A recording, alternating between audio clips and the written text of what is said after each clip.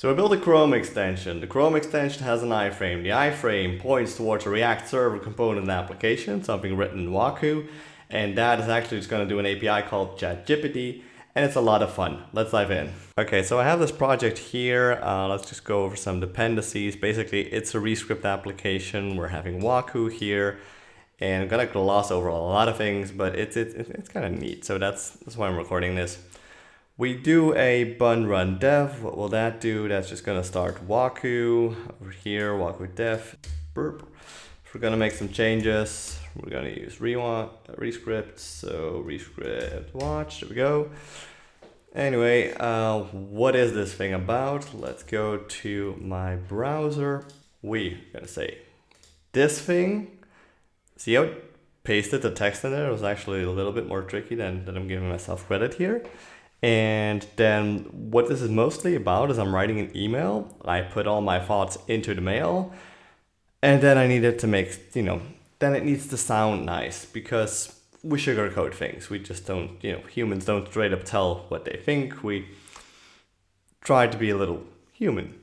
Anyway, so whether I'm talking to somebody formal, or if this is more a casual, or if I just want to sound like Tolkien, so let's see what Tolkien would have made out of this.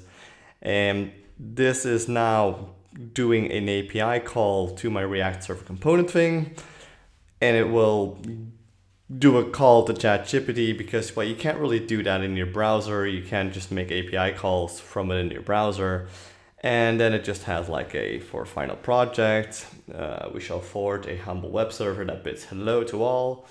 Okay, this was a bad example to make like in Tolkien, but you get the idea. So it just really, some input text, output text comes out of it, I copy to clipboard, and I get on with my life. So the starting point of a Waku application, or well, at least my starting point, is this server entry file, where you can dynamically, where you can register your pages. It can be an automatic thing when you put certain stuff in a pages folder, and then it can do some like file-based routing, but Rescript basically doesn't like hyphens in the file name, so that's why I'm actually not having a Rescript file for that.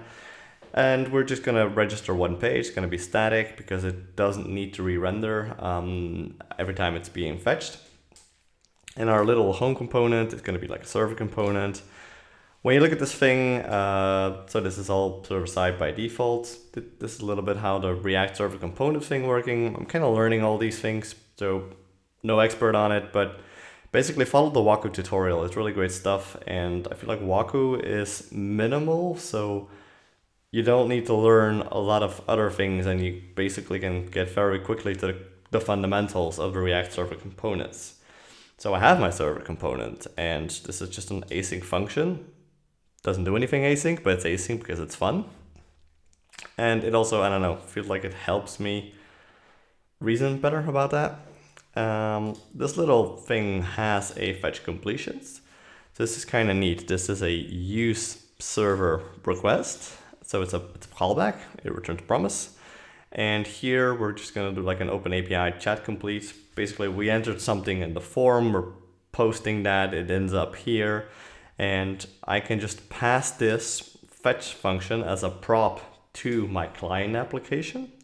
So we'll get to the app in a bit, and then it just ends up here. So I don't know, this was already like enough selling point to really get this going. I really like the way server functions work. It's just, it's very interesting. I initially thought like the whole React Server components, it's just like PHP back in the day or those kind of things, but it hits different, and you should really mess around with it, learn about it, and then you'll get to the conclusion that it's something else. It hits a lot of similar story beats, but I don't know. I feel like this is a sweet spot actually. Anyway, so without further ado, this is our client component. There's a bit of a hook here. We might talk about that, but first off, this gets a fetch completions. So this is actually going to do an API call, but your client component doesn't really need to know about that.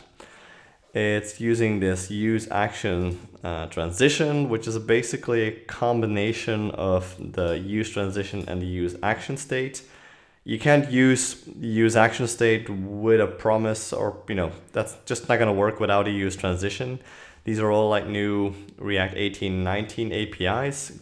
Good stuff, but yeah, I'm still trying to find the sweet spot around this, because when you call a server function, which we're actually going to do in a bit, we're basically passing that here as our handler. And when you want to eventually call this guy, if it fails, you really just need to send something back. You can't just really like throw an exception because something, OpenAPI was down. No, you really want to catch any exception that happens, return a result, and just return something to the client. Because if you don't do that, then you get into like error boundary territory, and you just need to, you need to like solve it at a higher React level, and it's really a point of no return, because if that function call didn't work, then you basically, you're kind of screwed, and your entire website is unlikely to work. So still trying to figure out a little bit how to deal with this, but this is just beautiful, because this is what would be in an API controller, potentially in a different backend language. And it's weird how we do this, because we used to do like a get call or a post or something to an endpoint, and it's all just based on a string, and that's how we communicate. And I don't know, I don't really, I like RPC style for this. Like there's no reason to approach any of this RESTful. Like I just simply can't do my API call to OpenAPI in the browser, so cross origin and all those things. So I get that I need a backend of my own, and then I'm just gonna, make a backend for my front end. And that's really when it hits me, like React server components are really just a backend for front end, which is actually a good pattern. Where was I? So yeah, you get the fetch completions. We use this little use action. Initially, you don't get any completions. You could have more, but in practice, you're probably only gonna have one. Then we're gonna use this fetch completion. We don't really need to like specify an endpoint. This is client side, this is server side, this can get called, and magic. It's all Waku magic. And essentially, when we get this thing back, we yes, we get the completions, which is like an action stage, which I tried to model a little bit. This has like a 10 stack feel to it, except that we're not doing any caching. But either this is pending, we show our initial data, which is empty, we show success, or we got an error and it all went down the drain. I'll go over this effect just a little bit later. That's something specific to the Chrome. Then we have our simple form here. Nothing too spectacular. There's a text area. You've seen it. There's some buttons. We're using Daisy. I like Daisy. It's it's not a bad album. I really enjoy it. And all of a sudden, we're going to do the form submit. Like I could have gone with the action form thing, but I just went with my server function. We are using the web API bindings just to get the form data. And, I didn't want a lot of use state hooks to, bind all these things. Like I have this little thing called dialect. So if we go back to the browser, this is a dialect thing. Like I don't need to, add an event handler to when you click on that thing, then it's that and all that. So I just basically went with get me the form data, I'm gonna get the dialect. I should be able to grab something like, okay, this is just a string, there's gonna be a string below, so there's a little of that, but we get if it's a tweet or not. Sometimes I just wanna tweet something very cryptic, that's where this primigem button is really handy. And then I'm gonna call get completions. That get completions is the thing from my custom hook. So if you go into my custom hook, this, this really is just the use action state, but then wrapped in a use transition. The invocation is just really start the transition, do the action call, ignore the promise, and wrapped in a callback. And if the whole thing is pending, well, then there's nothing to call. Otherwise, just invoke this thing. Like I'm definitely glossing over, but I feel like this video is more about these things exist, and go check them out. I had to do the same. And then you get the results back, and based on what you had, then you just do a switch on the state. If it's pending, if it's pending, then I'm just not showing the submit button anymore. And do a second switch if it's pending. Load the spinner, this little daisy spinner loading thing. Either it's an error, and we're just gonna show an alert, and we just show our completions. So one more time, if I go with what a beautiful day, and how would Primogen say it in a tweet? I mean, it's not always the best result, but for emails and stuff, it's just rather handy. Side note, I'm learning Rust. Rust is cool now. I mean, it always was cool, but I never really had the courage to dig into it. But yeah, doing some Rust now, doing some Rust. So back to the code. How does any of this fit into this little extension? Because that's still kind of the interesting part. Like, I need this when I'm in my browser, and this this isn't some grand project. I'm not gonna publish this anywhere really. This works on my machine, and that's fine. That's the end of the story. So how does that part work? There is an extension folder over here.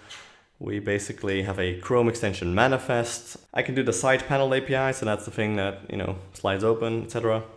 The side panel itself is just an iframe to my local host. Yeah, that this needs to be static, so you can't really you can't define in your manifest like, hey, the panel should be my local host URL. That doesn't work, so that's why we're doing an iframe dance. And initially I thought, oh, but that's ugly, and then yada yada, but sometimes it's okay. It's okay to use an iframe, and sometimes you just really have to return to monkey. That's what we're doing here.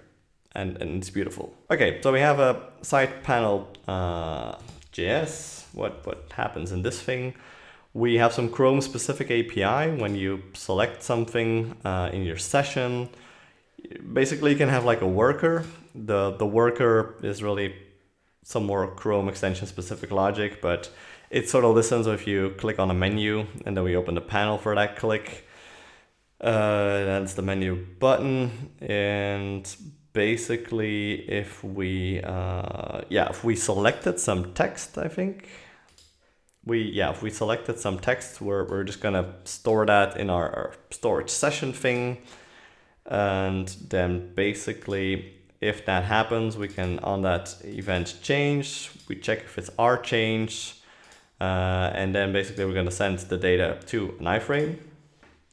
We do the query selector, and then we just do the post message thing. There's no real reason this is not Rescript. Could have been, just isn't. And then we do the post message, but this is where it gets slightly complicated again, so I had to think about this a little bit. Either your panel is open, you do a post message, and if your React is already loading and listening to that thing, then this will work. But in a lot of cases, this won't. So what we basically do is we can send a event from the iframe, from like the page inside the iframe, like, hey, I'm ready. And we're gonna do that with that use effect. Once that happens, we're seeing, oh, if there's anything in the session or not, etc. So going back to our app page, we are gonna see that we have a use effect 0, so this just runs on mount. We first are, this is a little logging thing. So you can define a server function basically as a prop, but if it's just like with this use directive and a single function, then that also just works. And here I'm just logging something to my terminal, this info debug, that's what that does. Because once you're in the iframe of a Chrome extension, it's really hard to figure out what's happening there. So a little bit debug was rather interesting there. Anyway, yes, we first are going to post the message that we're ready. So this ready thing is going, and we're targeting the Chrome extension. This is my extension ID. So again, this really works here and now. That's that, but we send a first message, then we go to this guy again. So we accepted that message, and then we're just gonna see, oh, I actually had something in that session, and we're just gonna send that to the iframe, and then that's how it works when the panel is not yet there, but you do have something that the worker registered. For any subsequent requests that comes from the side panel, so the side panel eventually is gonna call to send data.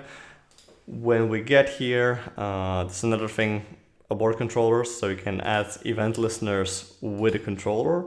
The controller has a signal basically, and if you're doing a cleanup, you can just, call the abort, and then you don't need to do the add and remove event listener. You need to store the function just to be able to reference that function to remove it.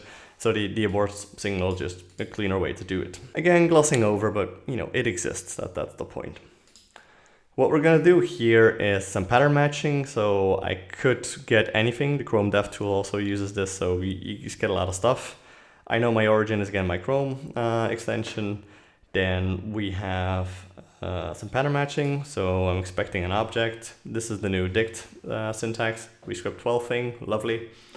And we have some data. The data is just gonna be the JSON. It's the text we selected.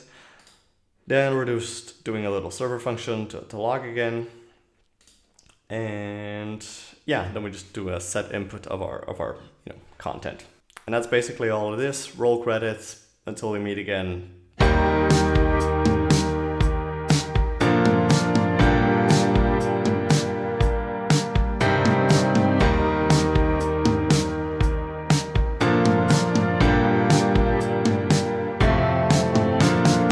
Okay, this is a post-credits scene. Last videos were about gaming and game engines and stuff, and then you might wonder, oh, why aren't we doing that anymore? Well, I got nerd swiped into looking at a Rust game engine, because Rust and WebAssembly probably are a good combo for all these things. And when I was picking up Rust, it sort of led me to fix some things on the Rewatch side. What is Rewatch? It's a build system for Rescript. It's also good stuff, and basically I just got heavily sidetracked. Will return to game development at some point, but who knows. I think that the lesson here is that I'll just for the remainder of my life be side quests and be distracted with all these things. But that's Rewatch for you, and eventually I landed on looking at Bevy, and Bevy uses this ECS thing, and it's also kind of beautiful. So that's really the thing to make the game in.